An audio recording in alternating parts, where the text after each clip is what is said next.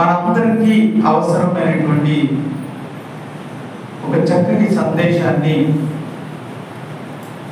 మనం నేర్చుకోవాల్సింది మన అనుదిన జీవితంలో మనం అమలు చేసుకోవాల్సింది, నేర్చుకోవాలి, అమలు చేయాలి, అలవాటుగా మార్చుకోవాలి. అందువల్ల మన ఆత్మీయ జీవితం, మన రక్షణ జీవితం, అలాగే మన కుటుంబ జీవితం, ఈ లోక జీవితం కూడా సంతోషంగా, సమాధానంగా అభివృద్ధి చెందుతుంది. అటువంటి అంశాన్ని మనం ఈరోజు నేర్చుకోబోతున్నాం. మరి దేవుడు అనుగ్రహిస్తున్న అంశాన్ని మీరు చాలా జాగ్రత్తగా వినాలి. ఎవరు కూడా మన ధ్యానము, పరాలోచన లేకుండా ఏకాగ్రతతో దేవుడి వాక్యాన్ని మీరు అందరూ కూడా సంసిద్ధం కలిగిన హృదయంతో, ఆసక్తి కలిగిన హృదయంతో వినాలి.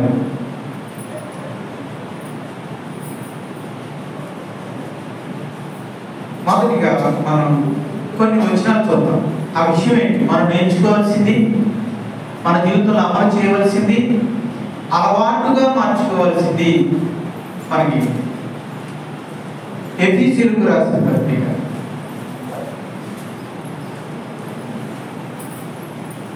ఎఫెసీయులకు రాసిన పత్రిక 5వ అధ్యాయం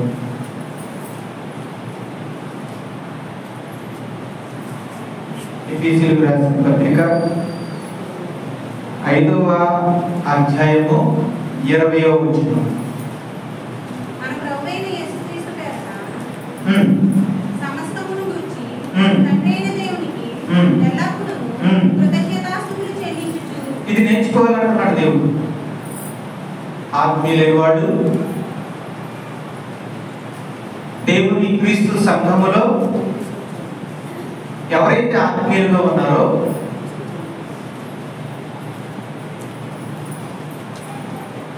వారు ఏం చెయ్యాలని దేవుడు చెప్తున్నాడంటే, మన జీవితంలో మనం నేర్చుకోవాల్సింది ఏంటంటే, ఎల్లప్పుడూ కృతజ్ఞతాస్తుతులు చెల్లించడం. ఎవరికి? తండ్రి అయిన దేవుడు. ఎవరి ద్వారా? మన ప్రభువైన యేసుక్రీస్తు ద్వారా. దేని గురించి?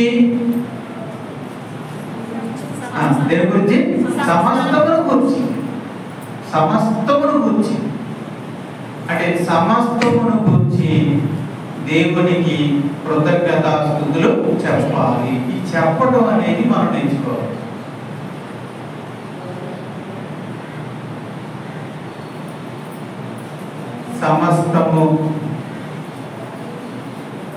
సమస్తము గురించి కృతజ్ఞత స్తుతులు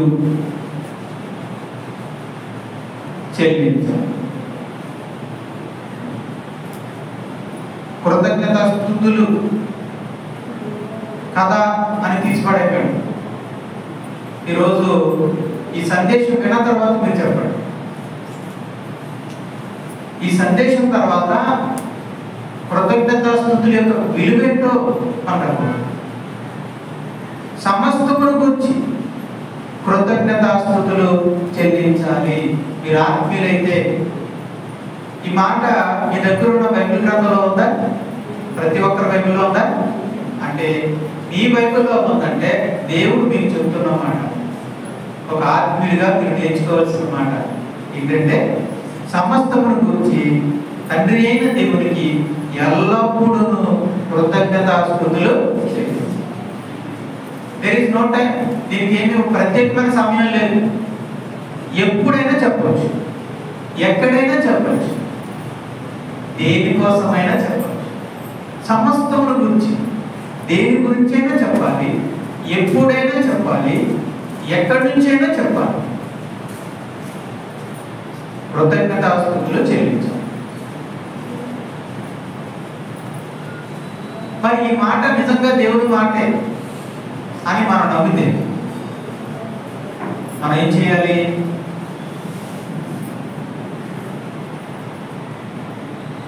దశలోనికి కొరింథీయులకు రాసిన మొదటి పత్రిక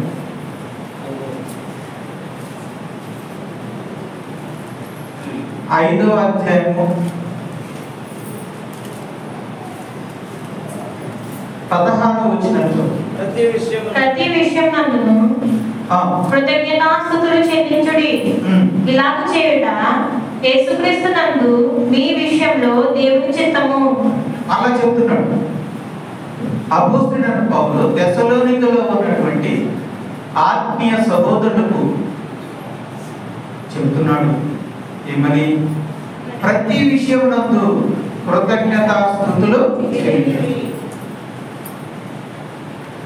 వారికి కూడా దేవుడి వాక్యం ఏమని చెప్తుందంటే, అక్కడ ఉన్న ఆత్మీయులు కూడా ఏమని చెప్తుందంటే, మీరు కృతజ్ఞతాస్తుతులు చెప్పండి, చెప్పడం నేర్చుకోండి. ఎవరికి? దేవుని. ఎవరి ద్వారా? యేసుక్రీస్తు ద్వారా.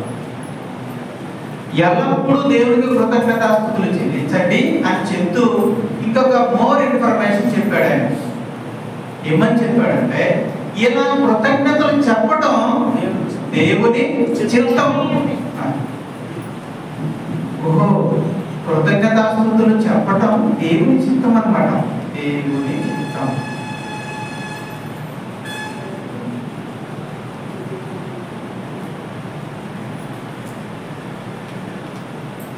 కృతజ్ఞతాస్తుతులు చెల్లించాలి అనేది ఆజ్ఞ. మనకి ఆజ్ఞ అంటే ఆజ్ఞ కాదు, మనకి ఆజ్ఞలు లేవు కదా, జీవం. కృతజ్ఞతాస్తుతులు చెల్లించడం అనేది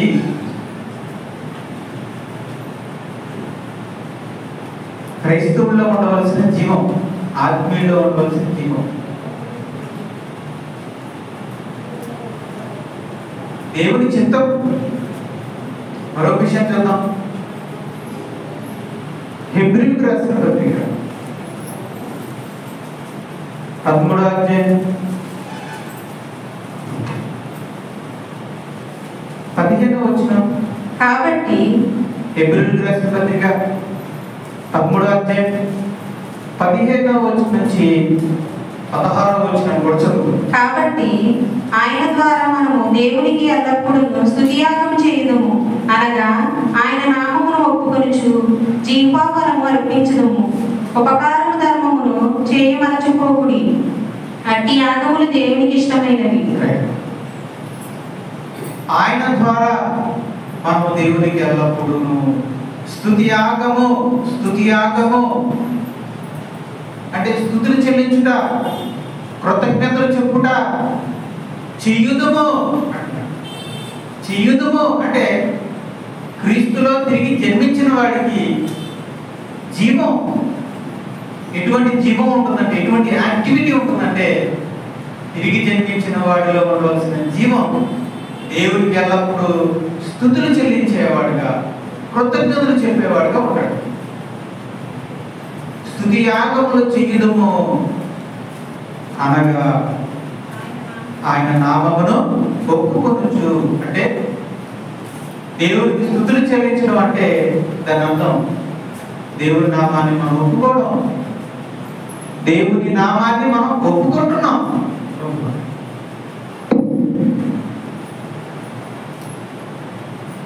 అట్టి యాగములు, స్తుతి యాగం. మీరు ప్రార్థన చేసి మీకు స్తుతులు దేవునికి చెల్లిస్తున్నారు అంటే మీరు దేవునికి స్తుతి యాగం చేస్తున్నారట. మీ వ్యక్తిగతంగా, మీ కుటుంబంలో కలిసి, ఈరోజు సంఘంలో కలిసి సహోదరులు ఎవరో స్తుతి యాగం చేశారు. సంఘంతో కలిసి, సంఘం అంతా కలిసి స్తుతి యాగం, కుటుంబంతో కలిసి స్తుతి యాగం. వ్యక్తిగతంగా ఎవరు లేనప్పుడు, మీరు ఒంటరిగా ఉన్నప్పుడు దేవునికి స్తుతులు సమర్పించారు, అది మీ వ్యక్తిగత స్తుతి యాగం. కుటుంబ సభ్యులతో అందరితో కలిసి స్తుతులు చెప్పారు, అది కుటుంబంతో కలిసి స్తుతి యాగం. ఇప్పుడు సంఘం అంతా కలిసి స్తుతులు చెప్పాము, ఇది సంఘము చేసిన స్తుతి యాగం అన్నమాట. ఇలా స్తుతి యాగం చేయటం దేవునికి ఇష్టమైన యాగము. అక్కడ 16వ వచనంలో ఉంది కదా, అట్టి యాగములు దేవునికి ఇష్టమే. కనుక స్తుతి యాగము స్తుతి యాగము దేవునికి ఇష్టమైన యాగం.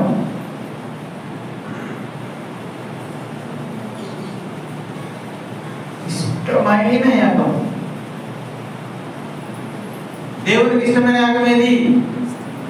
బలి యాగము, తోడ యాగము, ఆవు యాగము, కోడి యాగము, మేక యాగము కాదు. దేవునికి అత్యంత ప్రియమైన యాగంలో ఒకటి, దేవునికి కొన్ని అత్యంత ప్రియమైన యాగాలు ఉన్నాయి. అందులో ఒకటి ఈ నోటితో నీవు ఒప్పుకొనుచున్న స్తుతి యాగం ఉందే, అది దేవునికి ఇష్టమైన యాగం. అంటే మీరు మీ గదిలో ఒంటరిగా ఉండి మీరు దేవునికి స్తుతులు చెప్తున్నారే, అలా స్తుతులు చెప్తుండగా దేవుడికి యాగం పైకెళ్తూ ఉంటుంది. కోపంలో నుంచి పొగ పైకెళ్ళినట్టుగా మీ స్తుతులలో నుంచి ఆ సువాసన, అదృశ్యమైనటువంటి ఆ సువాసన పైకి వెళ్తుంది. దేవుడు దాన్ని స్వీకరిస్తాడు, ఆనందిస్తాడు. స్తుతి యాగం. మనం ఒంటరిగా వెళ్ళి హృదయపూర్వకంగా కృతజ్ఞతాస్తుతులు చెల్లిస్తున్నామంటే ఒక బలియాగం చేస్తున్నట్టు అర్థం. అక్కడ ఒక హోమాన్ని చేస్తున్నాం అర్థం. అంటే క్రైస్తవుడి యొక్క హోమాలు, బలియాగాలు అన్నీ కూడా ఆత్మీయంగా ఉంటాయి, హృదయం నుంచి వెళ్తాయి. ఇవన్నీ కూడా హృదయంలో జరిగే బలియాగం.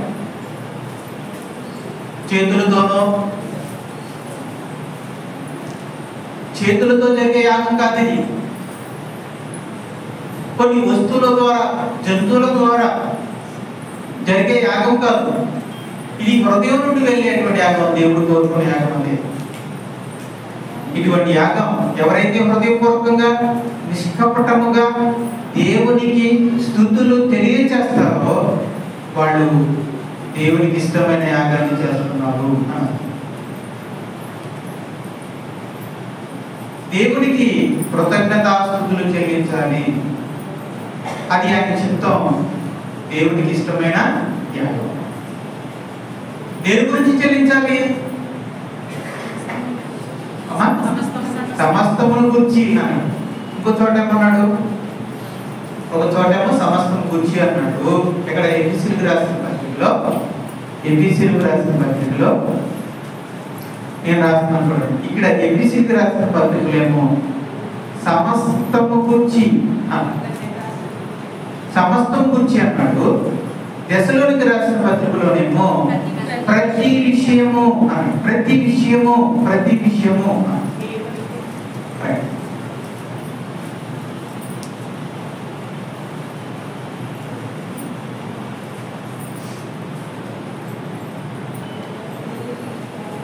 మీరు చెప్పండి, మనకి ఒక వ్యక్తికి, ఒక విశ్వాసికి ఎన్ని విషయాలు ఉంటాయి చెప్పండి? ఒక విశ్వాసికి ఎన్ని విషయాలు ఉంటాయి? స్తుతులు చెప్పడానికి ఎన్ని విషయాలు ఉంటాయి? ఫస్ట్ చెప్పండి అమ్మా. అన్ని విషయాలు అన్నాడు కదా. ప్రతి విషయంలో మొదటికి భార్య, తర్వాత భార్య అయితే భర్త. భార్యని ఇచ్చాడు కదా దేవుడు. భార్యను బట్టి దేని బట్టి స్తుతి చెప్పాలి? మనకు ఉన్నవి, మనకి కలిగి ఉన్న వాటిని బట్టి. మనకి ఏం కలిగి ఉన్నాం? ఒక విశ్వాసకి ఏం కలిగి ఉన్నాడు? భార్యను కలిగి ఉన్నాడు. ఆమె స్త్రీ అయితే భర్తను కలిగి ఉన్నాడు. కలిగి ఉన్నాడు. పెళ్లి అవ్వడానికి తెలుస్తుందమ్మా, భార్య ఏంటో భర్త ఏంటో అని అర్థమవుతుందా? 47-50 సంవత్సరాలు కూడా ఉన్నాం. ఒక మాస్టర్ ఆయన ఇంకా వివాహం అవ్వలేదు. వాళ్ళు అడిగితే చెప్తారు, అమ్మా భార్య విలువ ఏంటో భర్త విలువ ఏంటో. రైట్. భార్య, భర్త, పిల్లలు కలిగి ఉన్నాడు కదా. పిల్లలు, తర్వాత తల్లిదండ్రులు. ఒకవేళ వాడి పిల్లలైతే వాళ్ళకి ఏం కలిగి ఉన్నారు? తల్లిదండ్రులు. వాళ్ళు మంచి చెడ్డ చూసుకునే తల్లిదండ్రులు ఉన్నారు. అలాగే గృహం, ఇల్లు ఉంది, అద్దిల్లు, కనీసం అద్దిల్లోనే ఉంది, సొంత ఇల్లు ఉంది, లేదంటే అద్దె గృహం ఉంది. ఇంకా వాహనం, ఉద్యోగం, అంటే వృత్తి.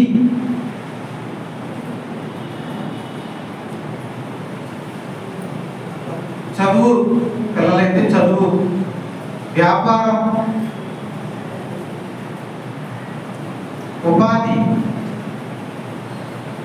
కూలి పనులు కాటికి వెళ్తారు కదా, ఉపాధి అంటారు కదా, ఉపాధి, వృత్తి అంటే పెయింటింగ్ కావచ్చు, టైలరింగ్ కావచ్చు, ఆటో డ్రైవింగ్ కావచ్చు, లేకపోతే మెకానిక్ కావచ్చు, ఇలాంటివన్నీ వృత్తి అంటారు.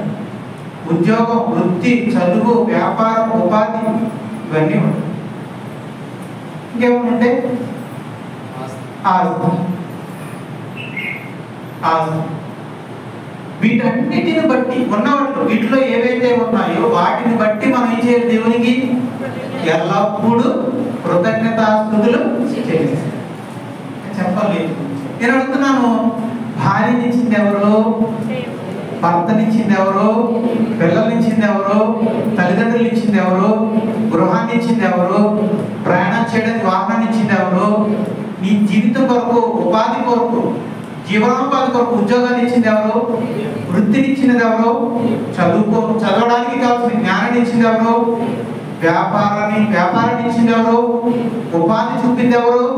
ఈ ఆస్తిని ఇచ్చింది ఎవరు? ఇవన్నీ సమస్తమును మనకు అనుగ్రహించింది ఎవరు? దేవుడు. కనుక సమస్తమును గురించి ఎల్లప్పుడూ దేవునికి కృతజ్ఞతాస్తుతులు చెల్లించాలి. చాలా అవసరం అండి. నేను చాలా తప్పు చేశాను, మన విషయం చెప్పాలి కదా. ఈ విషయంలో నాకు అసలు వెలుగులేదు, అస్సలు వెలుగులేదు. ఇలా చెప్పాలని అనేటువంటి ఆలోచనే నాకు లేదు. అలానే దేవుడు అంటే దేవుడు ఇవ్వలేదని కాదు, నిర్లక్ష్యమని కాదు, అటువంటి అవగాహన నాకు లేదు. వెలుగు లేదని చెప్తున్నారు కదా ఆ విషయంలో. కానీ మనందరి విషయంలో రావాల్సిన వెలుగు ఏంటంటే, మనం అందరూ నేర్చుకోవాల్సిన విషయం ఏంటంటే, మనం కలిగి ఉన్నవన్నీ కూడా నావి బాబు, నా తండ్రి నాకు ఇచ్చినవి అని భావన, కృతజ్ఞత మనకి దేవుని పట్ల కలిగి. మనందరిలో ఉండవలసిన భావన ఏంటంటే, ఈ రోజు నేను కలిగి ఉన్నవన్నీ కూడా దేవుడు నాకు ఇచ్చినవి. యోగు గారు ఒక మాట అంటాడు, అలాగే అపోస్తుడైన పౌలు గారు కూడా ఒక మాట అంటాడు. ఏమనంటే, నేను దిగంబరిగా ఈ లోకానికి వచ్చాను, దిగంబరిగానే ఈ లోకాన్ని నుంచి వెళ్ళిపోయాను. మరి దిగంబరిగా వచ్చిన నీకు ఇవన్నీ ఎక్కడి నుంచి వచ్చినాయి? ఇవన్నీ కూడా దేవుడు నీకు, ఒట్టివాడిగా వచ్చిన నీకు ఈరోజు ఇన్ని కలిగి ఉన్నామంటే, ఒక చేత్తో భార్య, ఒక చేత్తో భర్త, లేదా ఒక చేత్తో పిల్లలు, మరి ఇవన్నీ నువ్వు ఇన్ని భుజాల మీద వేసుకుని నీ చక్కగా ఒక ఇల్లు, ఒక గృహం, ఒక వాహనం, ఒక వస్తువు, పిల్లలు, ఒక కుటుంబం, ఈరోజు ఇవన్నీ నువ్వు కలిగి ఉన్నావు అంటే దేవాది దేవుడు ఇచ్చినటువంటి ప్రసాదం, అనుగ్రహం. ఇది మనం అవగాహన కలిగి ఉంటే మనకి దేవుడి పట్ల ఏమొస్తుంది? ఇచ్చిన వారి పట్ల ఏమొస్తుంది? మనకి కృతజ్ఞత. మన జీవితంలో ఎవరైనా ఎందుకు పనికిరాని సందర్భంలో అన్ని విధాలా నష్టపోయి ఉద్యోగం లేక, ఉపాధి లేక ఉన్న పరిస్థితుల్లో ఒకరు వచ్చి, ఏం కంగారు పడకు, ఈ చుట్టాల్లో ఒకరు వచ్చి, నువ్వేం దిగులు పడకు, నిరాశ పడకు, ఓ మంచి నేను 1 లక్ష రూపాయలు ఇస్తాను, వ్యాపారం పెట్టుకో, పలానా వ్యాపారం పెట్టుకో, నువ్వు అభివృద్ధి చెందుతావు, ఏం కంగారు పడకు అని అన్నారు. అని ఆ 1 లక్ష రూపాయలు ఇచ్చి ఆయన దగ్గర వ్యాపారంలో అన్ని వస్తువులు కొని వ్యాపారం మొదలెట్టించి వదిలేడు, మొదలు పెట్టించాడు. ఆ వ్యాపారం మెల్లమెల్లగా 1 లక్ష, 2 లక్షలు అయింది, 2 లక్షలు, 3 లక్షలు అయింది, అలా 10 లక్షల వ్యాపారం అయిపోయింది అనుకోండి. ఈరోజు ఈ 10 లక్షల వ్యాపారం అతను సమృద్ధిగా అయిపోయాడు. ఈ అభివృద్ధి అంతా కూడా అతను చూస్తున్నాడు, అనుభవిస్తున్నాడు. ఈ సంతోషానికి, ఈ అభివృద్ధికి మూలం ఎవరు? 1 లక్ష రూపాయలు తీసుకొచ్చి సాయం చేసిన వ్యక్తే కదా. అలాంటి సాయం చేసిన వ్యక్తి జీవితంలో ఎప్పుడైనా మర్చిపోగల వ్యక్తి? రేపు పొద్దున అతని వ్యాపారం కోట్ల రూపాయల స్థాయికి వెళ్ళినా అతను ఏమని గుర్తు పెట్టుకుంటాడంటే, ఇదిగో ఈ వ్యాపారానికి మొదలు, ఇదిగో నా బంధువు 1 లక్ష రూపాయలు తీసుకొచ్చి ఆ రోజు వ్యాపారం పెట్టుకోమని చెప్తేనే ఈ రోజు నేను ఈ స్థాయికి వచ్చాను, పెట్టుకున్నాను, అభివృద్ధి చెందాను, ఈ స్థాయికి వచ్చాను. కానీ నా మొదలు, నా ప్రారంభం, నా మేలు అతనే అనే కృతజ్ఞత భావాన్ని జీవితకాలం అంతా కలిగి ఉంటాడు. తన బంధువులందరి మధ్య కూడా గొప్పగా చెప్పుకుంటూ ఉంటాడు, ఎప్పుడు కనపరుస్తూ ఉంటాడు. అదే దేవుడు కోరుకుంటాడు, అదే దేవుడు కోరుకుంటాడు. ఏం కోరుకుంటున్నాడు? భార్యనిచ్చింది నేనే కదా, భర్తనిచ్చింది నేనే కదా, నీ 12 కాపురాన్ని ఆశీర్వదించి మంచి బిడ్డనిచ్చింది నేనే కదా, నువ్వు ఉండడానికి ఒక ఇల్లు ఇచ్చింది నేనే కదా, నువ్వు ప్రయాణం చేయడానికి వాహనం ఇచ్చింది నేనే కదా, నువ్వు అంటూ బ్రతకడానికి ఒక ఉద్యోగమో ఉపాధియో వృత్తితో నీకు అనుగ్రహించింది నీకే కదా, ఆ ఉద్యోగం చేయడానికి కావాల్సిన శక్తిని, ఆరోగ్యాన్ని, ఆయుష్ని ఇస్తుంది నేనే కదా. ఉద్యోగం ఉంది, మరి ఆయుష్ లేకపోతే,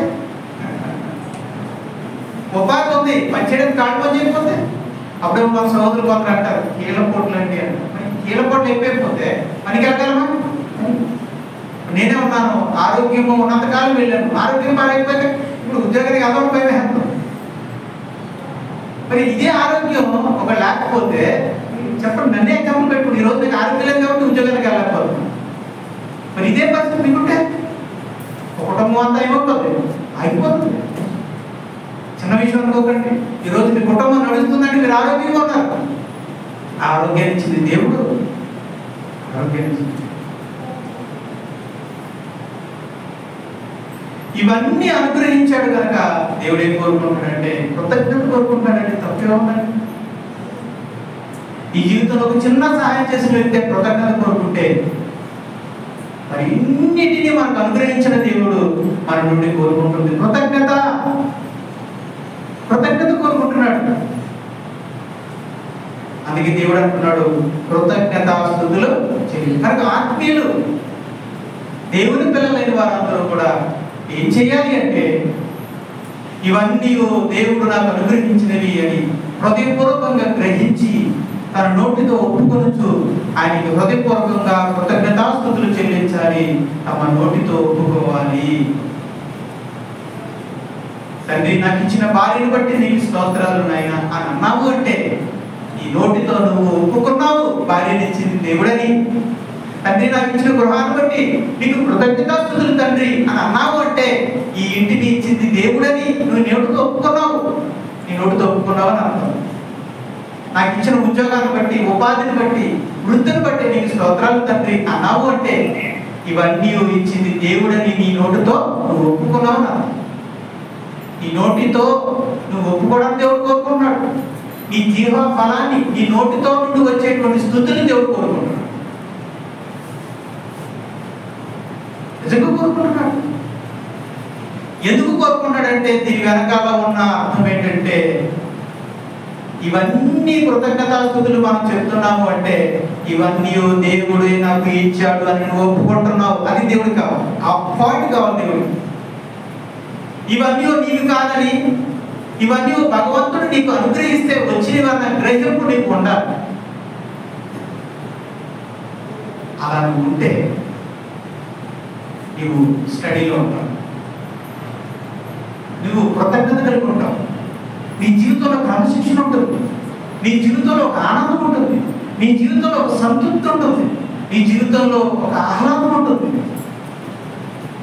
నీ జీవితానికి ఒక అర్థం తెలుస్తుంది, బాధ్యతలు ఏంటో తెలుస్తాయి, వీటి విలువేంటో తెలుస్తుంది. ఇవి చెప్పనంత వరకు వీటి విలువేంటో తెలియదు. ఒకసారి ఇచ్చిన బిడ్డలు బట్టి కృతజ్ఞత చెప్పండి, ఆ విలువేంటో తెలుస్తుంది. అప్పుడు ఒకసారి మీకు ఇచ్చిన ఉద్యోగాన్ని బట్టి ప్రభువా మీరు ఇచ్చిన ఈ ఉద్యోగాన్ని బట్టి కృతజ్ఞతాస్తుతులు స్తోత్రములు తండ్రి అని ఒకసారి అనండి. అప్పుడు అర్థమవుతుంది ఆ ఉద్యోగం విలువేంటో. తండ్రి ఈ రోజు నాకు ఇచ్చిన ఆయుష్ను బట్టి, పనికెళ్ళడానికి కావాల్సిన శక్తిని బట్టి నీకు కృతజ్ఞతాస్తుతులు అని చెప్పండి. అమ్మో నిజమే కదా, నేను ఈరోజు ప్రాణాలతో ఉన్నాను, ఈరోజు నేను పనికెళ్ళడానికి శక్తి కలిగి ఉన్నాను, ఇది దేవుని కృప. అమ్మో దీని విలువ ఎంత గొప్పది. ఉదయాన్నే లేవగానే ప్రభువా ఈ దినాన్ని నాకు అనుగ్రహించినందుకు నీకు కృతజ్ఞతాస్తుతులు అని చెప్పండి. ఆ దినము ఎంత విలువైందో మీకు తెలుస్తుంది. వీటి వల్ల ఇన్ని ప్రయోజనాలు ఉన్నాయని కనుకే అటు దేవునికి ప్రయోజనకరమైనవి, దేవునికి సంతోషాన్ని కలిగించేది, అలాగే మనందరికీ ఉపయోగకరమైనది కృతజ్ఞతాస్తుతులు చెప్పటం కనుక దేవుడు తన పిల్లలైన ఆత్మీయుల నుండి కోరుకుంటుంది ఏంటంటే సమస్తముల గురించి కృతజ్ఞతాస్తుతులు. మీరు కాకపోతే ఎవరు చెప్తారు చెప్పండి? ఈ గ్రహింపు అనేది నీకే ఉంటుంది. దేవుడి పిల్లలు లోకస్తులకు ఉంటుందా? ఏదో దేవుణ్ణి అవసరాల కోసం చూసేటువంటి ఈ లోకానికి దేవుడికి అంత గ్రహింపు ఉంటుందా? అంత ఖాళీ ఉంటుందా? ఈ లోకానికి నిజంగా దేవుడి మీద అంత అంత ఖాళీ ఉంటుంది అసలు. ఈ ఉద్యోగం కంటే ఇంకెంత పెద్ద ఉద్యోగం ఇవ్వాలి ప్రభువా, మరి అయినా ఈ వృత్తిలో ఈ వ్యాపారం ఎంతకంటే ఇంకా వ్యాపారం రావాలి, నాకు ఈ పిల్లలు వద్దు మగ పిల్లలు కావాలి ప్రభా, నాకు ఈ చెరువులు ఇంత సాగుడు ఈ 4 ఎకరాలు కాదు నాకు 10 ఎకరాలు అయిపోవాలి, నాకు ఈ ఇల్లు కాదు ఇంకొక ఇల్లు కూడా కావాలి అని ఆతృత పడిపోయే ఈ ప్రపంచానికి ఇచ్చిన వాడి గురించి ఆలోచించి అమ్మో దేవుడు నాకు ఇచ్చాడని కృతజ్ఞతలు చెప్పగలిగేంత తీరిక, కాలిక, ఓపిక, ఇంట్రెస్ట్ ఉందా లోకానికి? ఉండదు. ఎందుకుంటుంది? వాళ్ళ ఆలోచన ఎప్పుడు ఎలాగా, ఈ ఇంటికి ఇంకో ఇల్లు ఎలా కట్టాలా, ఈ ఉద్యోగానికి ఇంకొక ఉద్యోగం ఎలా సంపాదించాలా, ఈ 4 ఎకరాలకు ఇంకొక 4 ఎకరాలు సంపాదించాలా, లేకపోతే ఈ ఆస్తికి ఈ 1 కోటి రూపాయల ఆస్తికి ఇంకో 1 కోటి రూపాయలు ఎలా సంపాదించాలా, అలా ఆలోచించడంలో తప్పే లేదండి. నేను అంటున్నాను తప్పుందని కాదు, కానీ వాళ్ళు అలా ఆలోచిస్తూనే ఉండిపోతారు తప్ప ఇచ్చిన వాటిని బట్టి దేవుడే నాకు ఇచ్చాడని గ్రహింపు ఉండదు, ఇచ్చాడని కృతజ్ఞత భావం ఉండదు. ఆ కృతజ్ఞత భావమే లేనప్పుడు అతను ఎలా దేవుడికి కృతజ్ఞతాస్తుతులు? కనుక ప్రపంచాన్ని నుంచి దేవుడే కోరుకోవట్లేదు, అలానే దేవుడే బాధపడ్డాడు. ఈ మనుషులందరూ కృతజ్ఞతలు చెప్పకపోయినా తన సూర్యుని ఉదయింపు చేస్తానే ఉంటాడు. దేవుడే అభిప్రాయం. కనీసం ట్యాంక్స్ చెప్పకపోయినా ఈ మనుషులందరూ మన ఊరు, కనీసం మన ఆత్మీయుడు ఊరిలో ఉన్న వాళ్ళందరూ కూడా దేవుడికి ట్యాంక్స్ చెప్పకపోయినా ఆ వర్షాన్ని కురిపిస్తూనే ఉంటాడు. ఆత్మీయుడి గ్రామానికి సూర్యుడిని ఉదయింపు చేస్తూనే ఉంటాడు. ఆత్మీయుడి గ్రామానికి పాడి పంటలు అందిస్తూనే ఉంటాడు. నీటి కాలువల ద్వారా నీటిని సరఫరా అందిస్తూనే ఉంటాడు. ప్రేమైన దేవుని ద్వారా ఈ ఆత్మడికే కాదు, ఈ ప్రపంచంలో ఉన్న ప్రతి ఒక్కరి వ్యక్తికి దేవుడు వేలు చేస్తూనే ఉంటాడు. కృతజ్ఞత కలిగి ఉన్నా కలిగి లేక. కానీ మనం ఏంటంటే ప్రత్యేకం. లోకం అంత లోతుగా ఆలోచించు. వాళ్ళు ఆలోచించేది అలా ఆలోచన వేరు, వాళ్ళ ఆలోచన వేరు. వాళ్ళ ఆలోచనలు ఎప్పుడు కూడా ఎలా ఉంటాయంటే ఇవి సరిపోవు కానీ ఇంకేదైనా ఉంటే బాగుంది, ఇది కాదు కానీ అది, ఇది 2 ఎకరాలు అయితే బాగుంది, ఇది 4 ఎకరాలు అయితే బాగుంది, ఈ ఉద్యోగం కాదు కానీ ఆ ఉద్యోగం, ఇది ఈ ఉపాధి కాదు కానీ ఆ ఉపాధి. ఎంతసేపు కూడా మరొక దాని కోసం రెట్టింపు కోసం అభివృద్ధి కోసమే ఆలోచిస్తాం. దానికోసం దేవుని దగ్గరికి వచ్చి పేరాలాడుతుంటారు. దేవుడా ఈ వ్యాపారంగా నువ్వు దీవించేవనుకో నీకు ఒక 10% ఇస్తాను, డీల్కి రెడీ అయినా దేవుడితో కూడా ఏం చేస్తారు? వ్యాపారం చేస్తారు. ప్రభా మరి నేను మరి చెరువు సాగు పెట్టాను, మరి ఈ చెరువు గారిని నువ్వు ఆశీర్వదించావు అనుకో, నువ్వు 10% ఇస్తాను, డీల్కి ఓకేనా? దేవుడితో పేరవాడతారు. దీన్ని ప్రత్యేకంగా ఏమంటారంటే రొక్కుబడి అని పేరేంటది? రొక్కుబడి కానుక అంటే దాని నిజ స్వరూపం ఏంటంటే, దేవుడా నువ్వు కానీ చేసి పెడితే ఇదిగో నేను నీకు ఇది ఇస్తాను. డీలింగ్ అనమాట దేవుడితోనే ఒప్పందం. దీని వెనకాల కృతజ్ఞత భావం లేదు. అలాంటి భక్తులు చేసిన తప్పని నేను అన్నట్టు. రొక్కుబడిని నేను తప్పంటలేదు. అంటే పాత నిబంధనలో పితరులు చేశారు, వాళ్ళు ప్రతిపూర్వకంగా చేశారు. అని ఈరోజు రొక్కుబడి చేసే వాళ్ళందరూ కూడా స్వార్థపూరితంగా చేస్తారు. దావీదు రొక్కుబడి చేసుకున్నాడు, రొక్కుబడిని చెల్లించాడు, తర్వాత తనకి ఇష్టం వచ్చినట్టుగా బ్రతికాడా? కానీ ఈరోజు రొక్కుబడి చేసే వాళ్ళందరూ కూడా ఏం చేస్తారు? రొక్కుబడి చెల్లించేసి మరి ఉంటాను, మరి డీల్ అయిపోయింది కదా, నువ్వు అన్నట్టుగా ఆశీర్వదించావు, నేను అన్నట్టుగా నీకు 10% ఇచ్చేస్తాను, మరి నేను మరి ఉంటాను, మళ్ళీ అవసరం అవుతుంది అప్పుడు వస్తాను, మర్చిపోతుంది, వస్తాను, మళ్ళీ ఎప్పుడు వస్తాను? అవసరం వచ్చినప్పుడు ఆదివారం వచ్చి మళ్ళీ ఒక మొక్కుబడి చేసుకుంటాను. అప్పుడు దాకా నువ్వు వెయిట్ చెయ్యి అన్నట్టుగా ఒక డీల్ చేసి వెళ్ళిపోతాడు. వీళ్ళందరూ కూడా అలాంటి వాళ్ళు అంటే ఎప్పుడు వస్తారు అంటే వాళ్ళు మొక్కుకునేటువంటి సమయం వస్తేనే వస్తారు. ప్రేమను దేవుడు వాళ్ళారా మనలో కొంతమంది నేను అలా అని అది ఖచ్చితంగా సరైనది కాదు. కానీ దేవుడు ఆ విధంగా కూడా కొంతమంది అజ్ఞానంగా కూడా కొంతమంది దేవుడు లాగుతాడు.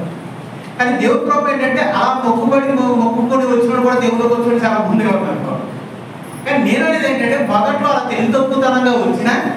వెళ్ళిన కొరకు ఏం చేయాలి? ఏమవ్వాలి? అభివృద్ధి చెందాలి. అలా తెలివి తక్కువగా మొక్కుబడి కోసమో, రోగాలు తగ్గడం కోసమో, లేదా అభివృద్ధి కోసమో, ఆశీర్వాదం కోసమో, దేవుడి కోసమో మనం దేవుడి దగ్గరకు వచ్చినా వచ్చిన విధానం తప్పేమో కానీ మొత్తానికి వచ్చిన వాళ్ళ దగ్గర ఎవరికి సరైన వ్యక్తి దగ్గరికే మనం వచ్చాం. ఇప్పుడు వచ్చిన విధానాలు కరెక్ట్ కాకపోవచ్చు, కానీ చేరేది ఎక్కడికి? సరైన వ్యక్తి దగ్గరికే వచ్చాం. కాబట్టి వచ్చిన తర్వాత అయినా దేవుడిని ప్రేమించడం, నిస్వార్థంగా ఆయన్ని మరి నిస్వార్థంగా భక్తిని చూపించడం అనేది చాలా అవసరం. అందుకే విశ్వాసికి కనీసం ఈ లోకానికి ఎలా గ్రహింపు ఉండదు, కనుక విశ్వాసైనా ఆ గ్రహింపును కలిగి దేవునికి కృతజ్ఞతలు చెప్పాలి.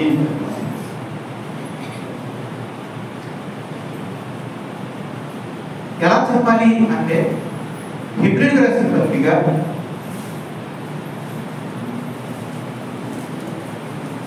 13వ అధ్యాయము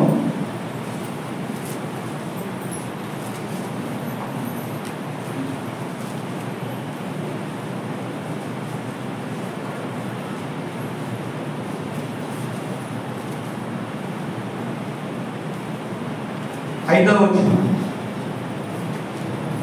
ధనాపేక్ష లేని వారే మీకు కలిగిన వాటితో తృప్తి పొంది ఉండుడి. తృప్తి కలిగి ఉండు. మీకు కలిగిన వాటితో తృప్తి కలిగి ఉండుడి. దేవుడు ఒక మనిషి కాదు, ఒక విశ్వాసి. మీరేనండి ఇక్కడ ఉన్న వాళ్ళందరూ, మీరందరూ కూడా నాతో సహా మనం అందరం కూడా ఈ రోజు దేవునికి హృదయపూర్వకంగా కృతజ్ఞతాస్తుతులు ఎప్పుడు చెప్పగలమో తెలుసా? నేను చెప్పగలను.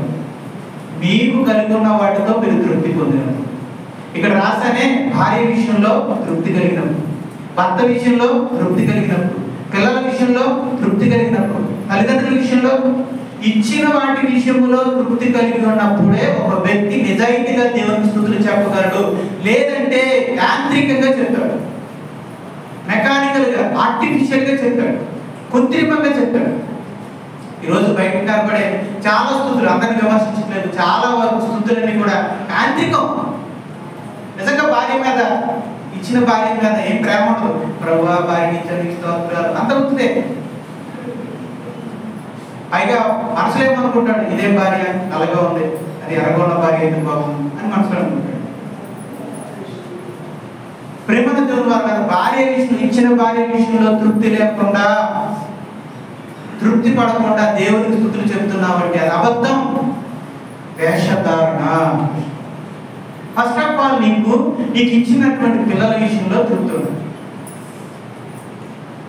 మొదట ఆయన నాకు ఇచ్చినటువంటి బిడ్డలిద్దరిని బట్టి మీకు స్తోత్రాలు అయినా చెప్తాడు. కానీ పక్కకి వెళ్ళి నాకు ఇద్దరిని దేవుడు ఆడపిల్లలే ఇచ్చాడు, ఏంటో మగపిల్లలు అని అనుకుంటాడు. అది యథార్థమైనటువంటి స్తుత అని కాదు. ఓ పక్కన మగపిల్లలు లేదని నిష్ఠూరం చేసుకుంటూ దేవుడి దగ్గరకు వచ్చి నువ్వు స్తుతులు చెప్తున్నావు అంటే అది అబద్ధం. అది అబద్ధం, అది కాదా? అది అబద్ధం. ఆ స్తుతి అనేది ఒక అబద్ధం, స్తుతి అనేది. కాబట్టి ప్రేమైన దేవుని వల్ల ఇందులో మనం అందరం పొరపాటు కలిగి ఉంటే నిజాన్ని ఒప్పుకోవాలి. కానీ నిజం ఏంటంటే తృప్తి కలిగి ఉండి స్తుతులు చెప్పు. ఈ భార్యను బట్టి ఆమె నీకు ఈ కృప పొందినదై నీకు నాకు దేవుడు మంచి భార్యని ఇచ్చాడు అని నీకు అనుకుని నువ్వు కృతజ్ఞతలు చెప్పాలి. నాకు ఒక మంచి భర్తను ఇచ్చాడు అని నువ్వు అనుకుని గ్రహించిన వాడిపై దేవునికి స్తుతులు చెప్పాలి. నాకు మంచి పిల్లల్ని ఇచ్చాడు, చక్కని బిడ్డలు నాకు ఇచ్చాడు అని మనం గ్రహించిన వారే దేవునికి స్తుతులు చెప్పాలి. ఇచ్చిన ఉద్యోగాన్ని బట్టి నాకు అంత మరి కంప్యూటర్ ఉద్యోగం ఇచ్చాడు, నాకు ఆఫీసర్ ఉద్యోగం ఇవ్వలేదు అనుకున్నవాడు చెప్పే స్థుతులు దేవుడికి లేక. ఈ ఉద్యోగం కూడా లేనివాడు చాలా మంది ఉన్నారు. నాకు ఈ ఉద్యోగమైనా వచ్చింది దేవునికి స్తోత్రం చెప్తాడే, అది నిజాయితీతో కూడినటువంటి స్థుతి.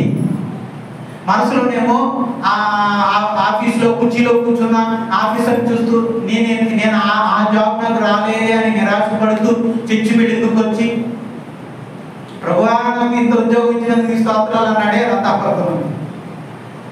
అది అబద్ధం. ఒకళ్ళు ఏం చెప్పినా అది అబద్ధం. అటువంటి స్థుతులను దేవుడు కోరుకోవట్లేదు. తృప్తి చెందిన స్థుతులను దేవుడు కోరుకుంటున్నాడు. ఏ స్థుతులు కోరుకుంటున్నాడు? స్థుతినే కోరుకుంటున్నాడు. కానీ ఇలా అబద్ధమైన స్థుతులు దేవుడు కోరుకోడు. నువ్వు తృప్తి చెంది అమ్మయ్యా ఇలాంటి మంచిది నాకు ఇచ్చావు ప్రభువా, నీకు స్తోత్రాలు అని ఒక యథార్థంగా నిష్కపటంగా స్తుతులు చెప్పడాన్ని దేవుడు కోరుకుంటున్నాడు.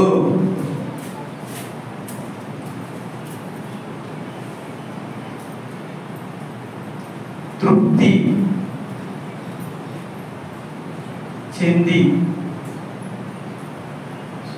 చెందిన స్తుతులను దేవుడు కోరుకుంటున్నాడు.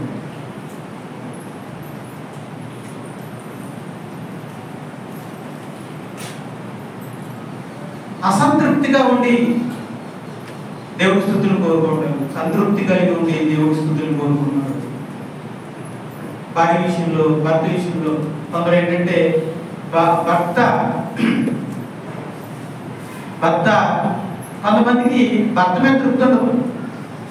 రైట్, అన్నాం కదండి, నిజమండి. మీరు ప్రతి ఒక్కరు కూడా ప్రాక్టికల్గా ఆలోచించాలి. ఏంటి బ్రదర్ ఇలాంటి విషయాలు చెప్తాడంటే మీరు చెప్పాలి. అందుకే పిల్లలు కూడా కింద పెట్టారు. మనకి ఇవ్వబడి భర్త విషయంలో మనకి సాటిస్ఫికేషన్ ఉండాలి. అయ్యో నా భర్త చదువు లేనివాడే, లేకపోతే అందం లేనివాడే, ఉద్యోగం లేనివాడే, చదువుకోలేనివాడే, డబ్బు లేనివాడే అని అసంతృప్తి మనలో ఉండకూడదు. ఎవరినైతే దేవుడు మనకి ఇచ్చాడో వాడు మనకి దేవుడు తగిన వారని ఇచ్చాడు. కాబట్టి ఆ భర్త విషయంలో మనం సంతృప్తిగా ఉండాలి. You have satisfaction. మీ జీవితంలో మీకు సంతృప్తి ఉండాలి, లేకపోతే నీ జీవితంలో ఎప్పటికీ సంతృప్తి పడలేవు. ఎప్పటికీ దేవుడికి హృదయపూర్వకమైన స్తుతులు నీ భర్త విషయంలో చెప్పలేవు. నీ భర్త నీ వరకు దేవుడు అమూల్యమైన బహుమానం అంతే అని గ్రహించుకోండి. ఎవరితో కూడా ఇతరులతో కంపేర్ చేసుకోకండి. మీకేం తెలుసు? ఎవరి ఇంట్లో ఉండే ఘోషణ ఉంటుంది. ప్రతి భర్త వలన ఎవరి వలన ఉండే ఇబ్బందులు వాళ్ళకు ఉంటాయి. మీకు పైకి కనపడినంతగా మెత్తగా బయటిగా కనపడినంత మాత్రాన ఇంట్లో వాళ్ళంత స్మూత్ అని మీరు అనుకోవద్దు. ఆ భర్త ఆయన అంటే స్త్రీ గొడవ పడ్డాడు, నెమ్మదిగా ఉంటాడు. ఏం చెప్తావు? ఆ ఇంట్లో ఉండే గొడవ ఆ భార్యకి తెలుస్తుంది. బయటికి అందరూ కూడా మీరు వచ్చినప్పుడు మేము ఏమండి వందనాలని బాగా చెప్తాం. ఇంట్లోకి వెళ్ళాక భార్య దగ్గర విశ్వరూపం అంతా బయటపడతారు. కాబట్టి మీరు మా భర్త ఎలా ఉంటే బాగుండేమో, ఇలాంటి టైం ఉంటే బాగుండొచ్చు, అలాంటి ఆలోచన రాను. డోంట్ కమ్ దట్ ఐడియాస్, అటువంటి థింకింగ్ అనేది రాకూడదు. వస్తుంది ఒకటి పొరపాటు వస్తే ప్రభు నన్ను క్షమించాలి, ఆలోచన తీసుకోవడానికి ప్రయత్నించాలి. అలాగే భర్త లేని వారు కూడా భార్య విషయంలో అసంతృప్తి ఉండకూడదు. మనకి దేవుడు అనుగ్రహించాక, దేవుడు మనల్ని జతపరిచాక ఆమె మనకి ఈడు చూడు. నీకు ఆమె అందమైన దుప్పి, ఆమె అందమైన లేడీ, ఆమె నీకు అందమైనటువంటి స్త్రీ అంతే. దేవుడు నీకు ఇచ్చినటువంటి ఆమె నీకు ఒక అందమైన వ్యక్తి. నీ దృష్టిలో ప్రపంచంలో ఎవరు అందమైన వ్యక్తి అంటే నా భార్య అంతే. నీ ప్రపంచంలో ఎవరు ఎలా ఉన్నాయి ఎంత అంతగా తెలియ సరే నాకు అవసరం. నా దృష్టిలో నా భార్యే నాకు అందజేది అనేటువంటి ఆలోచన. అటువంటి అందమైన సంతృప్తికరమైన గుణలక్షణాలు కలిగిన భార్య నాకు ఇచ్చినట్టు మీరు అనుకోవచ్చు, బాబోయ్ ఎలాంటి అమ్మాయిని ఇచ్చారు. నీకు తెలుసా వాళ్ళు ఎవరు అనుకుంటున్నా? అసలు ఆమె ఇంట్లో పెట్టే వేపుడు మనకు తెలుసా? కొందరు స్త్రీలు సంఘంలో స్మూత్గానే ఉంటారు, కానీ ఇళ్ళకి అడిగితే చాలా హార్డ్గా ఉంటారు. మనం ఏమనుకుంటాం, ఇక్కడ చూసుకుని చాలా స్మూత్గా ఉంది, మృదువుగా ఉందని అనుకుంటాం, కానీ ఇంటికి వెళ్ళాక ఉన్న బదులు అనుకుంటాం.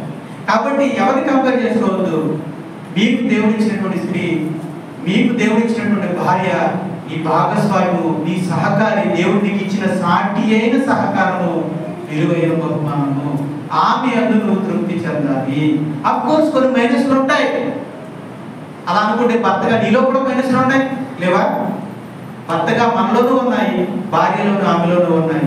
మరి దేవుడు ఎందుకు ఇలా కలిపాడు? అందుకే కలిపాడు. కొన్ని లోపాలు కలిగిన భర్తతోనూ కొన్ని లోపాలు కలిగిన భార్యతోనూ ఎందుకు కలిపాడు అంటే ఉంటేనే కదా సరి సమానం అవుతాం. ఇద్దరిని సరి సమానం చేయడం కోసమే దేవుడు లోపాలు కలిగిన వారిని జతపరుస్తాడు.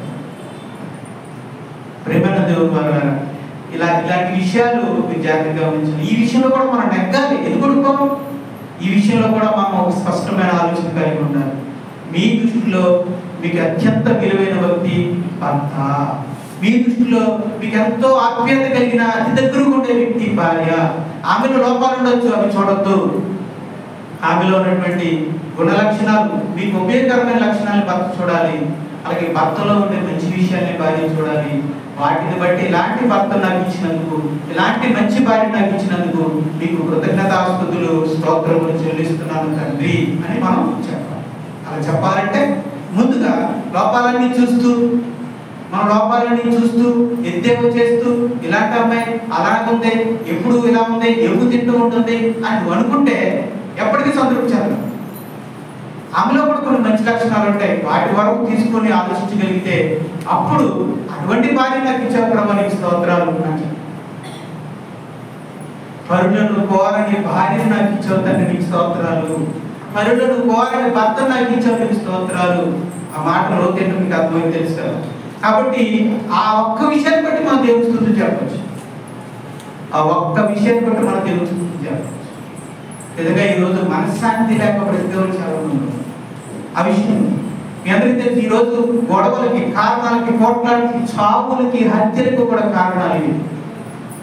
అలాంటి పరిస్థితులు ఈరోజు మీ కుటుంబంలో లేవంటే భర్తకు భార్య, భార్యకు భర్త, ఆమె ఏకకి ఒక అనుబంధంతో మీరు వెళ్ళిపోతున్నారు అంటే, పరులను కోరక ఒక అనుబంధంతో మీరు వెళ్ళిపోతున్నారు అంటే అటువంటి స్థితిని దేవుడు మనకి ఇచ్చినందుకు ఆ విషయాన్ని బట్టైనా మనం దేవుడికి కృతజ్ఞతాస్తుతులు. రోజు ఎన్ని అనుమానాలు, ఎన్ని గొడవలు, ఎన్ని విభేదాలు, అటువంటి విషయాలు ఏమీ లేకుండా సమాధానం కలిగిన హృదయాన్ని మీకు ఇచ్చినందుకు మీకు దేవునికి కృతజ్ఞతాస్తుతులు.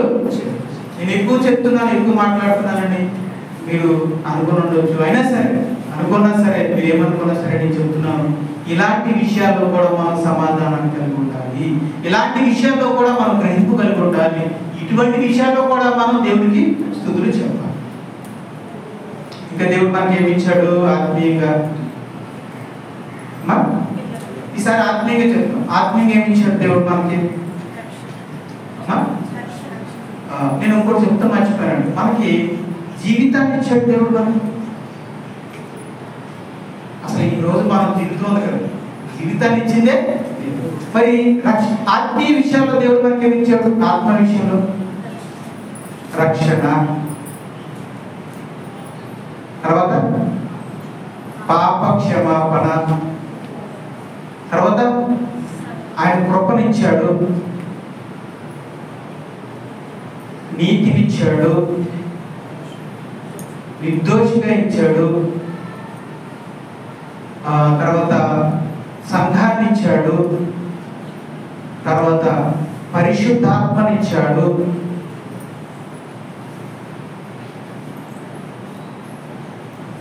పరిశుద్ధాత్మనిచ్చాడు, క్రీస్తుని మనకి ఇచ్చాడు, క్రీస్తునే మనకి ఇచ్చాడు, ఇచ్చిన జీవాన్ని ఇచ్చుకున్నాడు. అలా చెప్పుకుంటూ పోతే ఆత్మీయంగా కూడా దేవుడు మనకి ఎన్నో ఇచ్చాడు. రక్షణ ఇచ్చాడు, పాప క్షమాపణ ఇచ్చాడు, కృపనిచ్చాడు, నీతినిచ్చాడు, నిర్దోషిగా ఇచ్చాడు, సంఘాన్ని ఇచ్చాడు, పరిశుద్ధాత్మనిచ్చాడు, క్రీస్తునిచ్చాడు, నిత్య జీవాన్ని ఇచ్చాడు, ప్రార్థన ఇచ్చాడు, ప్రార్థన, తర్వాత వాక్యాన్ని ఇచ్చాడు. మన తెలుగులో ఇచ్చాడు పైగా వాక్యం దేవుడు. వీటన్నింటిని బట్టి మంచి సంఘాన్ని ఇచ్చాడు దేవుడు, పరిశుద్ధాత్మని ఇచ్చాడు, యేసు ప్రభుని ఇచ్చాడు, శిలువ మీద అర్పించాడు. వీటన్నిటిని బట్టి మనం దేవునికి ఏం చెల్లించాలి?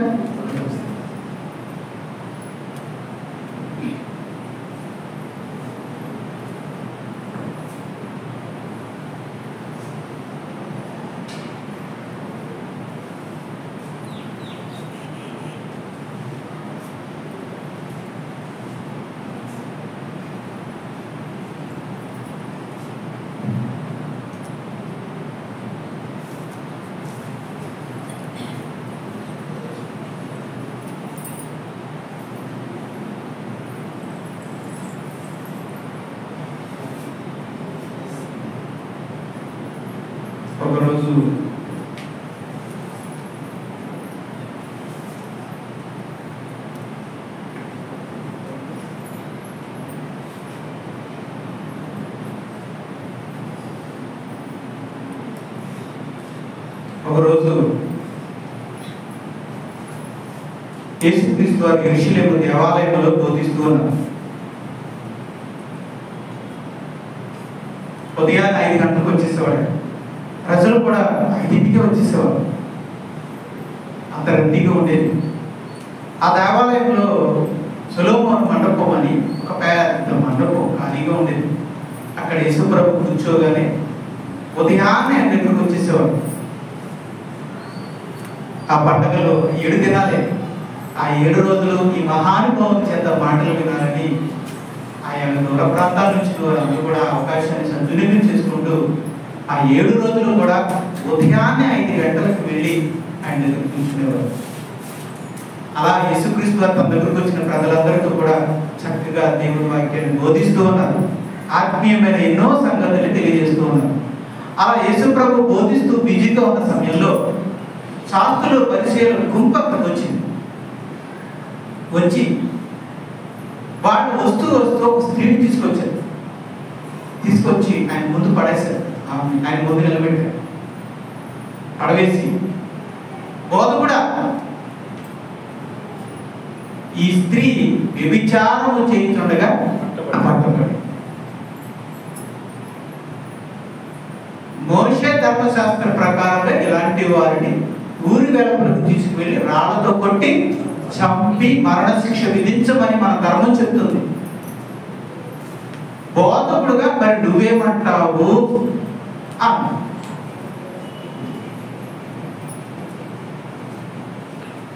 వాళ్ళ తెలివి ఏంటంటే, తెలుగు వాళ్ళ ఉపయుక్తి ఏంటంటే, రాళ్లతో కొట్టద్దు అని యేసు ప్రభు అంటే ధర్మశాస్త్రానికి విరుద్ధంగా యేసు ప్రభు మాట్లాడితే అదే ప్రజలు యేసు ప్రభుని అక్కడికక్కడే చంపారు. అంటే స్త్రీల మీద వేసే రాయి మీద ఆ స్త్రీలను రాళ్ళతో, అప్పుడు ఏమవుతుంది? ఈ స్త్రీని రాళ్ళతో కొట్టేస్తారు, యేసు ప్రభుని కూడా రాళ్ళతో కొట్టేస్తారు. వాళ్ళకి కావాల్సింది అలా స్త్రీ చావడం కాదు, వాళ్ళకి కావాల్సింది అలా ఆలోచించుకోవాలి, యేసు ప్రభు చంపారు. అదే ఆ తెలివి. అప్పుడు యేసు ప్రభు ఏం మాట్లాడలేదు. తల వచ్చుకుని అక్కడ నేల ఉంటే ఆ నేల మీద ఇదో రాస్తున్నాడు. ఈయనేంటి మనం అడుగుతుంటే పట్టించుకోండి, ఏదో రాస్తున్నాడు ఏంటి, వినపడిందో లేదో అనుకుని దగ్గరికి వెళ్ళి, వదకుడా ఈ స్త్రీని ఏం చేయమంటావు? అప్పుడు మెల్లగా యేసు ప్రభు తల ఎత్తి, అయితే ఈ స్త్రీ మరణ శిక్షకు పాత్రురాలు, మోషే ధర్మశాస్త్ర ప్రకారంగా ఈమెను రాళ్ళతో కొట్టి చంపాలి, కొట్టాడు. కానీ మీలో ఎవరు పాపము చేయలేదో మొదట అతడు రాయి వేసి కొట్టి చంపాడు. అక్కడ ఉన్న వాళ్ళందరూ ఆలోచించుకున్నారు. ఆ మాట అనగానే స్తంభించిపోయారు. వాళ్ళ మనస్సాక్షి చేత గద్దించబడ్డారు. మనం అందరం కూడా పాపులమే కదా అని వాళ్ళ మనస్సాక్షి చేత గద్దించబడి అక్కడి నుంచి వాళ్ళు వెళ్ళిపోయారు. ఆ చేతిలో ఉన్న రాళ్ళను విడిచిపెట్టేసి అక్కడి నుంచి వెళ్ళిపోయారు. శాస్త్రులు, పరిచయులు, జనులు అని చెప్పారు. యేసు ప్రభు ఒక్కడే వెళ్ళాడు ఆమె దగ్గర. ఇప్పుడు తల ఎత్తి మరొకసారి యేసు ప్రభు స్త్రీతో మాట్లాడుతున్నాడు. అమ్మా, బాబు కూడా ఉరికిపోతుంది, చావు బతుకుల్లో ఉందండి. జనాలందరూ కూడా తీసుకొచ్చి రాళ్ళతో కొట్టి చంపేస్తారు మరొక కొన్ని క్షణాల్లో. అలాంటి సమయంలో ఒక స్త్రీ యొక్క స్పందన ఎలా ఉంటుంది? ఉరికిపోతుంది.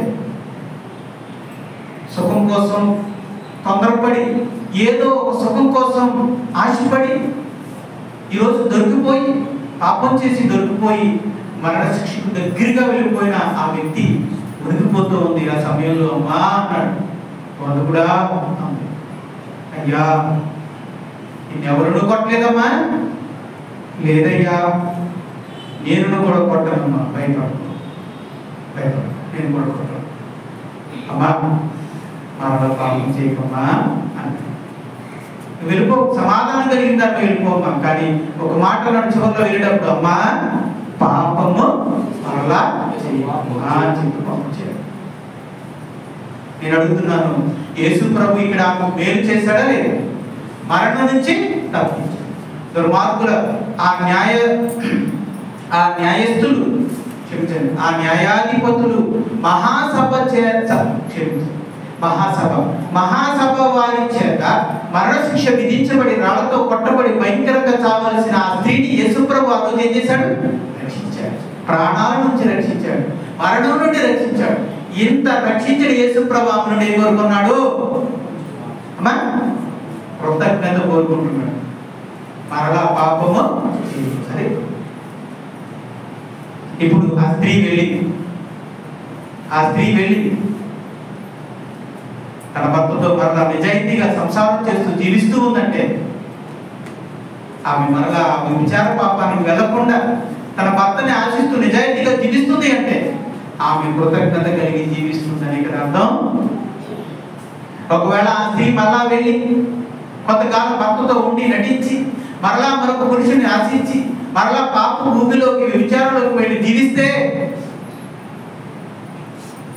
అది కృతజ్ఞత కలిగి బ్రతకడమా, నమ్మక ద్రోహమా? నమ్మక ద్రోహము, విశ్వాసఘాతకము.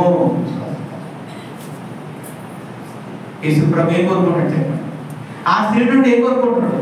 మేలు చేసిన యేసు ప్రభు, ఉపకారం చూపిన యేసు ప్రభు ఏం కోరుకుంటున్నాడంటే పాపము లేని జీవితాన్ని కోరుకుంటున్నాడు. మరలా పాపం వైపు వెళ్ళని జీవితాన్ని కోరుకుంటున్నాడు. ఒకవేళ ఆ స్త్రీ మరలా పాపం వెళ్లకుండా బ్రతికి ఉండుంటే ఆమె కృతజ్ఞత కలిగి జీవించింది అని చెప్తాం. ఒకవేళ ఆమె మరలా మరొక పురుషుని ఆశించి విచారం చేసి ఉంటే ఆమె నమ్మక ద్రోహం చేసింది. ఈరోజు యేసు ప్రభునే అంటారు ఏమని? యేసు ప్రభు ఆ రోజు ఏదో జాలి చూపించి బతికించావు, ఈరోజు మరలా విచారంలో పాపంలో జీవిస్తుంది. ఇందుకోసమేనా నువ్వు బ్రతికించింది, విడిపించింది అని ఆ అవమానము చెప్పండి. ఆ అవమానం మాట ఎవరికి? యేసు ప్రభుకే కదా.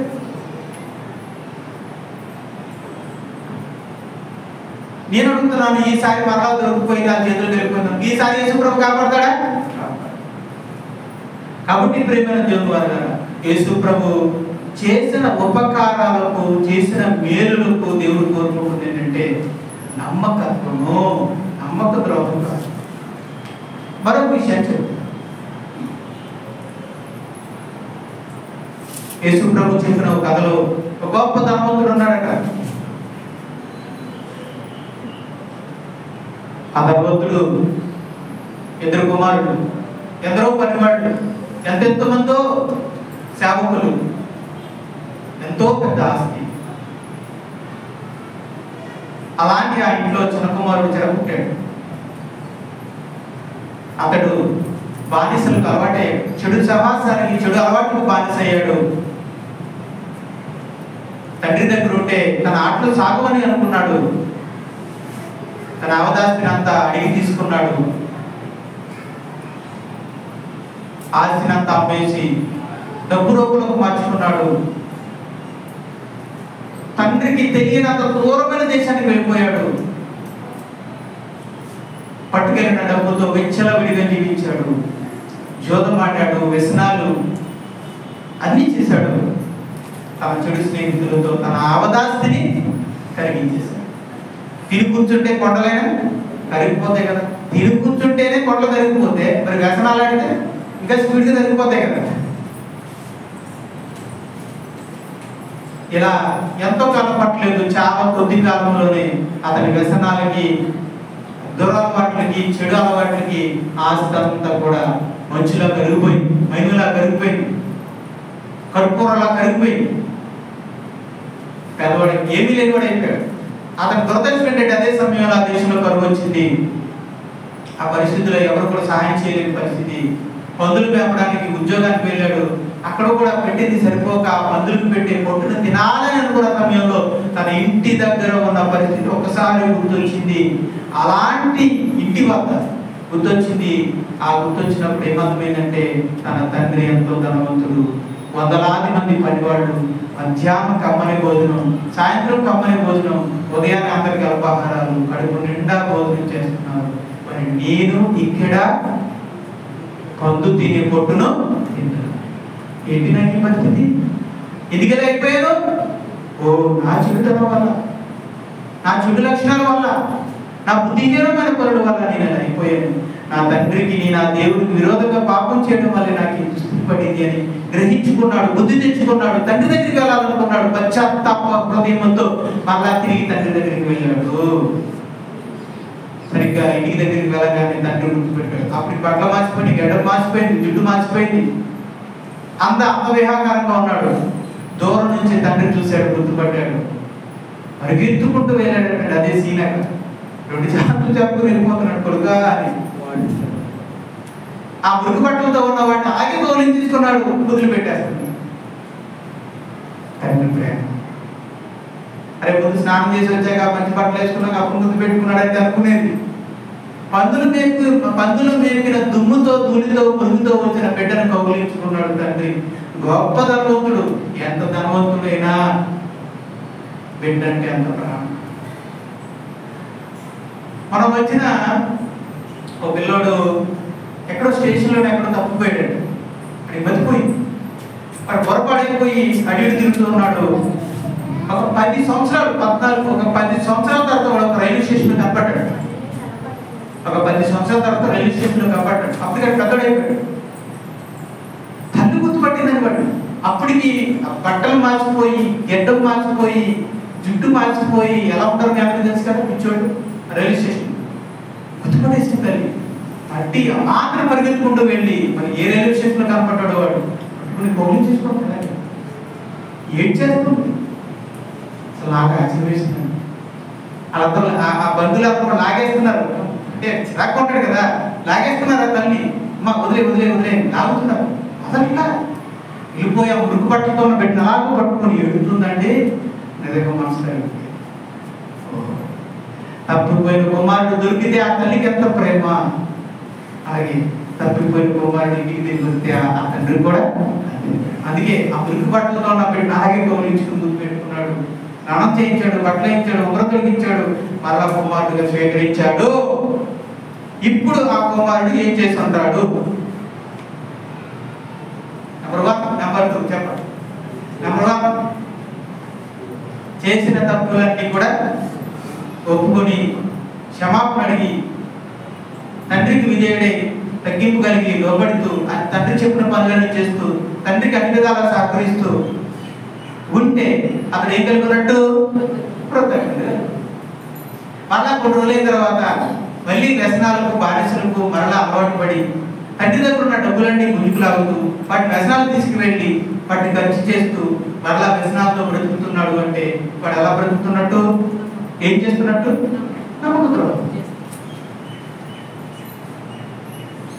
ఇప్పుడు నేను అడుగుతున్నాను, మరలా ప్రేమతో స్వీకరించిన ఆ తండ్రి ఏం కోరుకుంటాడు? విధేయుడైన కుమారుడిని. తిరుగుబాటు చేసే కుమారుడిని దేవుడు ఆ తండ్రి కోరుకుంటాడు. అలాగే మన నుండి కూడా దేవుడు కోరుకుంటున్నది కృతజ్ఞత కలిగిన జీవితాన్ని. నేనేం చెప్తానంటే 2 విషయం. కృతజ్ఞత స్తుతులు చెప్పాలి, కృతజ్ఞత కలిగి జీవించాలి. దేవుడు మన నుండి కోరుకుంటుంది కృతజ్ఞత గల జీవితాన్ని దేవుడు కోరుకుంటున్నాడు. హృదయపూర్వకమైన స్తుతిని కోరుకుంటున్నాడు, మారిన జీవితాన్ని కోరుకుంటున్నాడు. ఈరోజు చాలా మంది ఏంటంటే పెద్ద ఆరాధన అని చెప్పి చర్చిలో ఆరాధన చేసి బయటికి వెళ్ళి అల్లరి చేసి గోల చేసి దేవుడు అవమానపరిచే వాళ్ళు చాలా మంది ఉన్నారు. ఆ ఆరాధన దేవుడు కోరుకోవట్లేదు. అలా ఆరాధన చేయొద్దని నేను అనట్లేదు. అటువంటి ఆరాధన చేస్తున్నటువంటి నీవు, దేవుని స్తుతించి కనపరుస్తున్న నీవు, మాట ఉంటుంది బైబిల్లో, దేవుని స్తుతించిన నోటితోనే మనుషులను శిక్షిస్తావా? ఒకే నోటితో దేవుడిని స్తుతిస్తున్నాం, అదే నోటితో మనుషుల్ని శిక్షిస్తున్నాం. ఇది సరైనదా అంటుంది ప్రశ్న. దేవుడు అటువంటి కోరుకోవట్లేదు. మనుషులందరినీ చెప్పించిన నోటితో దాన్ని దేవుడు తను స్తుతించాలని దేవుడు కోరుకోవట్లేదు. దేవుడు మనలందరినీ కూడా మంచి నోటితో ఆయన స్తుతించాలని కోరు. మారిన జీవితంతో, కృతజ్ఞత కలిగిన జీవితంతో దేవుడు తనను స్తుతించాలని కోరుకుంటున్నాడు. చివరికి ఒక మాట చెప్పి ముగిస్తున్నాం. కొరింథీయులకు రాసిన మొదటి పత్రిక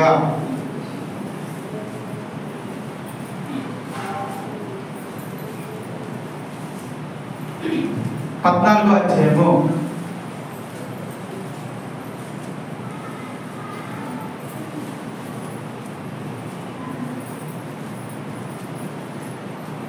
17వ వచనం. నీవైతే బాగుగానే కృతజ్ఞతాస్తుతులు చెల్లించుచున్నావు గాని ఎదుటివాడు క్షేమాభివృద్ధి పొందడు. అంటే ఎవరు పొందుతారు? నీవైతే బాగుగానే కృతజ్ఞతాస్తుతులు చెల్లించుతున్నావు కానీ ఎదుటివాడు క్షేమాభివృద్ధి. మరి ఎవరు పొందుతారు? ఏ నోరైతే దేవునికి కృతజ్ఞతాస్తుతులు చెబుతుందో ఆ వ్యక్తి క్షేమాభివృద్ధి పొందుతాడు.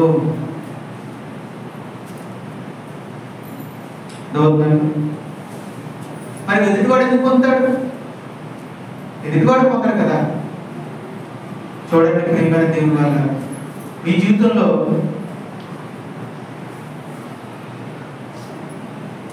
ఎవరైతే తమ జీవితంలో కృతజ్ఞతాస్తుతులు చెల్లిస్తారో వాళ్ళు క్షమాభివృద్ధిని చూస్తారు. ప్రయత్నం ఒకసారి ప్రయత్నించవచ్చు కదా. బైబిల్ చెప్తుంది కదా, ఈ జీవితంలో క్షమాభివృద్ధిని చూడాలి అంటే కృతజ్ఞతలు చెప్పు. ఎదుటివాడు పొందడు, చెప్పినట్టుగా పొందు. మరి ఎదుటివాడు ఎప్పుడు పొందుతాడు? ఆమె చెప్తే పొందుతాడు. సంఘం అంతటా కూడా కృతజ్ఞతాస్తుతులు సహోదరుడు చెప్తున్నాడు. చివరిలో ఏకీభవించి ఆమె చెప్తున్నామా? ఇక్కడ ఆ మాట అదేనండి. ఆమె చెప్తే కృతజ్ఞత క్షమాభివృద్ధి. ఆమె చెప్పలేని వాడికి క్షమాభివృద్ధి ఎలా వస్తుంది? చెప్పిన వాడికే తప్ప. అంటే ఎవరైతే స్తుతియాగము ద్వారా కృతజ్ఞతలు చెప్పారో వాళ్లకు క్షమాభివృద్ధి. దానికి ఎవరైతే స్పందించి ఎదుటి వాళ్ళు ఆమె చెప్తారో వాళ్ళకు కూడా క్షమాభివృద్ధి. ఇక్కడ ఎవరైతే కృతజ్ఞతలు చెప్తున్నారో అసలు మీరు వింటున్నారా? పట్టించుకుంటున్నారా? అసలు ఆయన దేని నిమిత్తం స్తుతి చెప్తున్నాడు? అవును, ఆ విషయంలో అవును ప్రభు అని చెప్పగలుగుతున్నారా? హృదయంలో ఏకీభవించగలుగుతున్నామా? ఎవరైతే హృదయంలో ఏకీభవిస్తూ లాస్ట్లో ఆమేనని హృదయపూర్వకం చెప్తారో వాళ్ళు కూడా ఆ ప్రాంతంలో ఏకీభవించినట్టు, ఆ స్థుతిలో ఏకీభవించినట్టు. కనుక చెప్పేవాడు క్షమాభివృద్ధి పొందుతాడు, ఏకీభవించిన వాడు కూడా క్షమాభివృద్ధి పొందుతాడు. వాటన్నిటి ఎవరు క్షమాభివృద్ధి పొందుతారు? చెప్పండి, ఎవరు క్షమాభివృద్ధి పొందుతారు? కృతజ్ఞతాస్తుతులు కనుక స్తుతియాగం చెప్తే మనకి క్షమాభివృద్ధి. అలానే నామకార్థముగా వేషధారణగా పాప జీవితంతో చెప్పాలని దేవుడు కోరుకోవట్లేదు, మారిన జీవితంతో చెప్పాలనుకుంటున్నాడు. సంతృప్తి లేని అసంతృప్తితో అబద్ధముతో చెప్పాలని దేవుడు కోరుకోవట్లేదు. నీకు ఇవ్వబడిన వాటితో సంతృప్తి పొంది ఇచ్చినది దేవుడని గ్రహించిన వాడవే, కృతజ్ఞతాభావం కలిగిన వాడవే నువ్వు స్తుతులు చెప్పాలని దేవుడు కోరుకుంటున్నాడు. ఇచ్చినవన్నీ దేవుడు ఇచ్చినవే. ఆ దేవుడు నాకు ఇచ్చిన ప్రసాదాలే, దైవానుగ్రహాలే, నాకు చాలా మంచివి, నాకు అవసరమైనవి, నాకు తగినవి దేవుడు నాకు అనుగ్రహించాడు. దేవుడే నాకు అనుగ్రహించాడు. ఇందును బట్టి దేవాది దేవుడికి నేను కృతజ్ఞతాస్తుతులు చెల్లిస్తున్నాను అని యథార్థమైనటువంటి స్తుతులు దేవుడు. అలా ఎవరైతే హృదయపూర్వకంగా యథార్థమైన స్తుతులు చెప్తారో వాళ్ళు తమ జీవితంలో దేవుని చిత్తాన్ని నెరవేర్చినట్టు, దేవుడికి ఇష్టమైన యాగాన్ని సమర్పించినట్టు, అలాగే తమ ఆత్మీయ జీవితంలో క్షమాభివృద్ధిని పొందుతారు. ఎన్ని మేలుందండి. అందుకే మనం ఏం చేద్దాము అంటే మన ప్రార్థనలో మనం ఒక 5 నిమిషాలు చేస్తున్నాం అనుకోండి, ఒక 2 నిమిషాలు స్తుతులు కేటాయించండి. స్తుతులు అంటే మీకు ఇచ్చిన వాటిని బట్టి స్తుతులు చెప్పండి. ఇది మనం అదే చెప్పాను ఫస్ట్ లో. ఈ రోజు మనం ఒక విషయాన్ని నేర్చుకోవాలి. ఈరోజు మనం నేర్చుకోవాలి, అలవాటుగా మార్చుకోవాలి. దాని ద్వారా అభివృద్ధిని మనం చూడాలి. మనం అలవాటుగా మార్చుకోవలసిన ఒక అలవాటే స్తుతియాగం చేయుట. వ్యక్తిగతంగా చేయండి, కుటుంబ ప్రాంతంలో చేయండి, సంఘంలో ఎలాగో చేయిస్తున్నాం, మీ కుటుంబంలో చేయించండి, మీ పిల్లలతో చేయించండి. అమ్మా డాడీని ఇచ్చాడు, మమ్మీని ఇచ్చాడు, చెల్లిని ఇచ్చాడు, లేదా అక్కని ఇచ్చాడు, అన్నని ఇచ్చాడు, మనకి ఇల్లుని ఇచ్చాడమ్మా, డాడీకి జాబ్ని ఇచ్చాడమ్మా, లేదా వృత్తిని ఇచ్చాడమ్మా, మనకి ఇంత ఇచ్చాడమ్మా, మీకు చదువులు ఇచ్చాడమ్మా, మీకు ఉద్యోగాలు ఇచ్చాడమ్మా, దేవుడు మనకి ఇది చేశాడు మన ఇంట్లో. వీటన్నిటిని బట్టి స్తుతి చెప్పండి అని పిల్లలతో చెప్పించండి. మీరు చెప్పండి